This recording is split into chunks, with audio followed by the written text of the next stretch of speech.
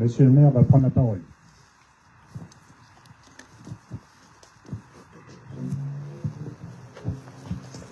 Mesdames et messieurs les élus, mesdames et messieurs les élus du conseil municipal des jeunes, messieurs les porte-drapeaux, mesdames et messieurs les représentants de la gendarmerie et des pompiers, mesdames et messieurs les représentants des associations, mesdames et messieurs en vos grades et qualités, mesdames, messieurs, il y a 81 ans, notre commune a été libérée après des années d'oppression et de privation. C'est en 1944 que le 15e corps de l'armée américaine du général Eslip de la 3e Patton libère notre commune. Le 14 août 1944 et mettait ainsi fin à 4 des plus sombres années de l'histoire de France. Ici, comme de nombreux villages et villes de France, aux bombardements, aux incendies, succédèrent le pavoisement des églises aux couleurs des drapeaux français, anglais et américains, la liesse populaire. Débutée dans la douleur et dans le sang sur les plages de Normandie, cette libération allait durer de longs mois. Elle restera à jamais inscrite dans notre mémoire. Quelques semaines après le débarquement des Alliés en Normandie, dans la nuit du 24 au 25 août 1944, s'est écrasé ici, à la Brodière, un avion britannique, l'Halifax V2L 401 du 298e escadron de la Royal Air Force, qui revenait d'une mission dans la région lyonnaise, victime d'un tir ami. À son bord, 6 membres d'équipage. L'adjudant Gordon Peter Ben, 22 ans, pilote. Le sergent Robert Bensley, 22 ans, mécanicien de bord. Le sergent Arthur Holder, bombardier. Le sergent Colin Mansell, opérateur radio. Le lieutenant Leslie Jack Rowell, 26 ans, copilote. Et le sergent Ivan Alexander Weeks, 24 ans, opérateur radio.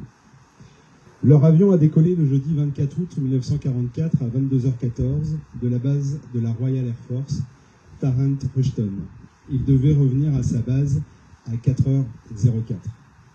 Vers 23h, l'avion était dans les environs du Mans, à 4000 pieds, quand le pilote a ressenti un léger impact sur l'aile droite. Quelques secondes plus tard, le mécanicien de bord, Robert Bensley, dit au pilote de mettre en drapeau le moteur extérieur droit. Presque immédiatement, le mécanicien de bord constate que le réservoir de fuel numéro 1 a été percé et dit au pilote de mettre en drapeau le moteur intérieur droit. Après quelques minutes, le moteur intérieur gauche commence à perdre de la puissance et l'avion perd de l'altitude rapidement. L'avion est à présent trop bas pour que l'équipage puisse sauter en parachute. Ils reçoivent alors l'ordre de se mettre en position de collision. L'avion touche le sol en l'espace de quelques secondes, réalisant ce qu'un rapport dira plus tard, un atterrissage sur le ventre habile. Bien que le pilote n'ait constaté aucun tir, le ministère de la Défense britannique présume que l'avion a été frappé par un tir allié anti-aérien, probablement un tir d'une batterie américaine présente sur le secteur ce soir-là. Le sergent Bensley meurt quelques minutes après le crash. Le lieutenant Rowell et le sergent Weeks meurent au Mans le lendemain du crash, après avoir été transportés à l'hôpital du Mans. Seuls 3 membres d'équipage blessés survivent et sont accueillis par les voisins. À travers cette commémoration, nous rendons également hommage à l'ensemble des acteurs qui sont intervenus directement pour venir en aide à ces militaires britanniques. Les familles Lecourbe, et notamment M. Louis Lecourbe, qui a sauvé des flammes 5 des 6 aviateurs. Les familles Brière, Brouard, Bru et Seguin. L'adjudant de gendarmerie et enfin le docteur Delon, qui a prodigué les premiers soins aux blessés. Le temps qui passe n'efface pas le souvenir. Un souvenir douloureux. Comme le faisaient nos prédécesseurs et après l'inauguration de cette stèle, que l'on a inaugurée en 2024, il est de notre devoir d'honorer la mémoire de Robert Bensley, mais également des 5 autres membres d'équipage. Avec cette stèle, les noms de ces jeunes Britanniques qui ont donné leur vie pour la liberté, pour notre liberté, restent gravés ici. Je remercie enfin l'ensemble des participants à cette commémoration, notamment bien sûr les porte-drapeaux, les anciens combattants, les membres du conseil municipal des jeunes, les élus, les pompiers et les gendarmes, et les descendants des témoins qui sont ici ce soir, qui, comme nous tous, sommes attachés à ce devoir de mémoire. Définitivement, la date du 25 août restera une date de commémoration pour notre commune. Je vous remercie.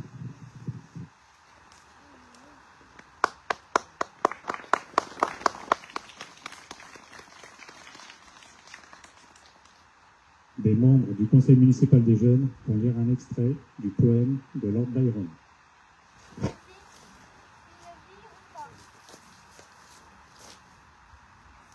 Ils ne vieilliront pas. Comme nous qui sommes restés vieillirons. L'âge ne les usera pas. Même le poids des années. Au coucher du soleil, Et le matin, On se souviendra d'eux.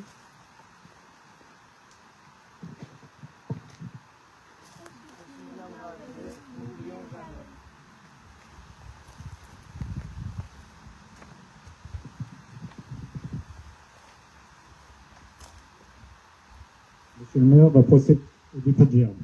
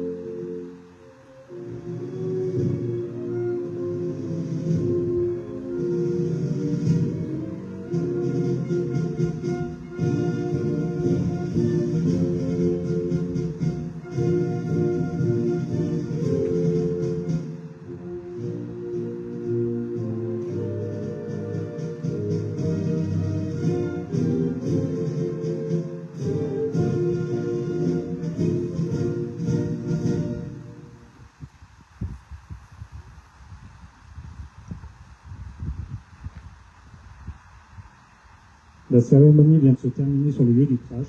Une deuxième cérémonie aura lieu au cimetière de la Rouge. Merci de votre présence.